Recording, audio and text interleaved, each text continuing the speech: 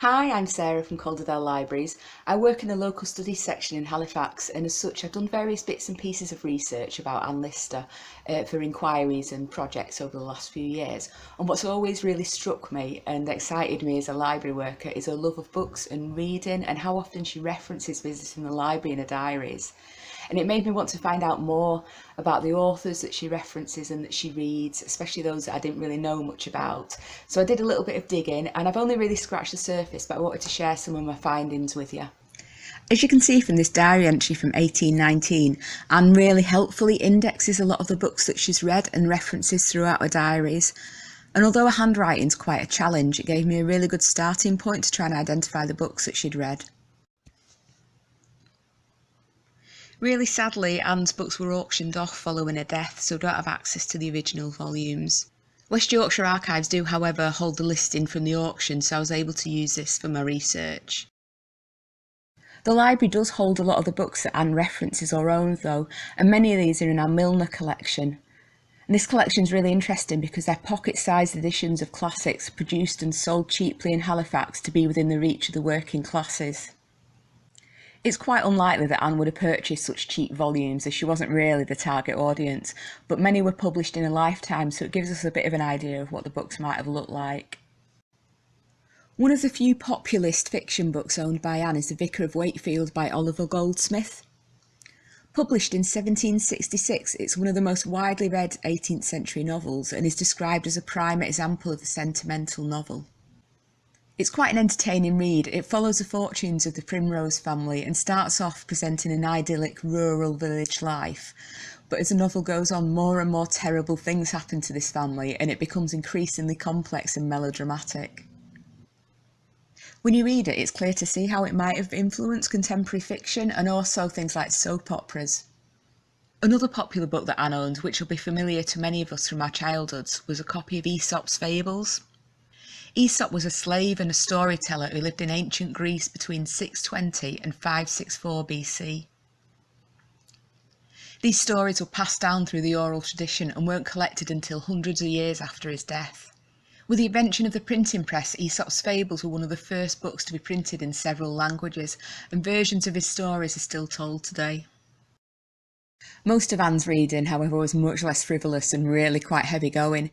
She read across a huge range of subjects from natural history, chemistry, travel, philosophy, medicine, history and religion. Anne had a really keen interest in history, both European and local. She owned both Watson and Crabtree's histories of Halifax, as well as several volumes about Yorkshire, Great Britain and Europe. She also owned several maps, including my favourite, which is this beautiful Myers map of Halifax. West Yorkshire Archives hold a number of notebooks where Anne copied out extracts from books. This little extract caught my attention because it's about the Alexandrian Library in Egypt, which was one of the great libraries of the ancient world. Anne frequently references Gibbon's The History of the Rise and Fall of the Roman Empire. It's a hefty 6 volumes published between 1776 and 1789. She also read books like History of the Empire of Russia under Peter the Great and The History of Charles XII of Sweden, both by Voltaire. Voltaire was a French Enlightenment writer and philosopher. He was highly influential in the study of history as he advocated for history to be approached in a factual and analytical terms, looking at social history and customs as well as military events. He was also deeply critical of organised religion to the point that he was refused a Christian burial. So I'd be really fascinated to know what she thought of Voltaire, given her strong Christian faith.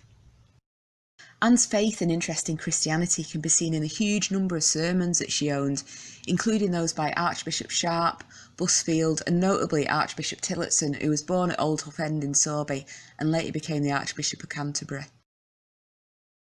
Anne seemed to have an interest in the classics and the Western canon, owning poetry by the likes of Ovid, Horace and Virgil.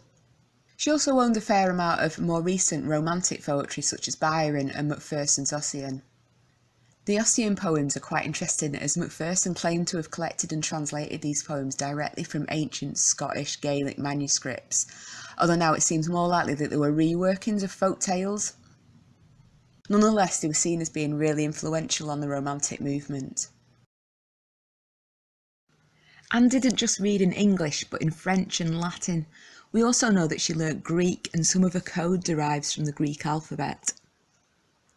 She certainly references plenty of Greek texts and seems to be a fan of the Greek epic poems by the likes of Homer, as well as Theocrates, creator of the pastoral poem. Many of these poems were pretty explicitly homoerotic.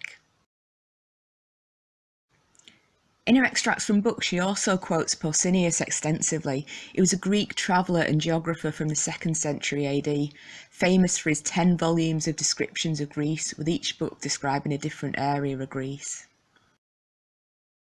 As well as ancient texts and philosophy, Anne was also interested in science and technology. A neat crossover of these interests can be seen in the work of Francis Bacon, who was a 16th century English philosopher. He's credited as developing the scientific method, arguing for a sceptical and methodological approach, along with the observation of nature. Bacon was also a really keen library user and developed a cataloguing system by dividing books into 3 categories: history, poetry and philosophy, which could then be subdivided into more categories. Anne read several books about health and medicine. Some were quite common books that she may have referred to about her own health. Anyone that's been transcribing her diaries will know that she's pretty preoccupied with her own health, and in particular with her bowel movements. One book that covered this in detail was Buchan's Domestic Medicine. She also owned a copy of Culper's Herbal, which is one of my favourite books from the Milner collection. As well as lovely illustrations, it gives really detailed descriptions about the uses of different herbs. She also owned lots of natural history books as well, and many of these zoologists and botanists were also travellers and explorers. One that caught my attention was Alexander von Humboldt. He was a Prussian polymath, geographer, naturalist and explorer, and he was the first person to describe human-induced climate change. Another natural history book that she had was George Buffon's Natural History. It was a hugely ambitious work attempting to systematically present all the existing knowledge in the fields of natural history, geology and anthropology all in a single book. When I was looking through her notebooks filled with extracts from books, it made me wonder why she was copying them out. So it could have been that she was just copying them to retain information, or maybe it was because she didn't own the books and they were actually library books. We do know that she was a frequent visitor to the Halifax Circulating Library because she mentions it in her diaries a lot. The library was originally located at the Old Cockyard, but in 1818 it moved just round the corner to Southgate and next to the Theatre Royal. In true Anne Lister style, she gives a proper scathing account of the new building.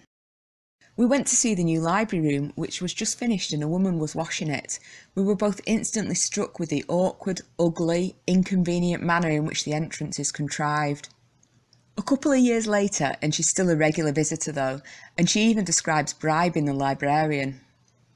Obviously I disapprove of this. It's worth noticing that she actually wrote this in code. She says, "Gave the librarian 5 shillings as I said I would every half year on condition of him managing to let me have as many books at a time as I wanted. Not however that I consider exceeding the regulated allowance by more than 2. A few years later and the library moved again, this time to the Assembly Rooms at Harrison Road, where it eventually merged with the Literary and Philosophical Society. And many years later, in 1881, the Assembly Rooms actually became the location of Halifax's very first public library. Hopefully this has given you a nice little introduction to Anne Lister's reading habits and told you a little bit about some of the books that she's read. There's lots of people working on various lists of her reading materials at the moment, and it's a huge piece of research, so I'm sure we'll be finding out more and more exciting things for years to come. I have to just say thank you to West Yorkshire Archives for their help and for letting us use some of the images in this film. We're really hoping that it won't be too long before you can visit local studies and we can chat all things Anne Lister and books.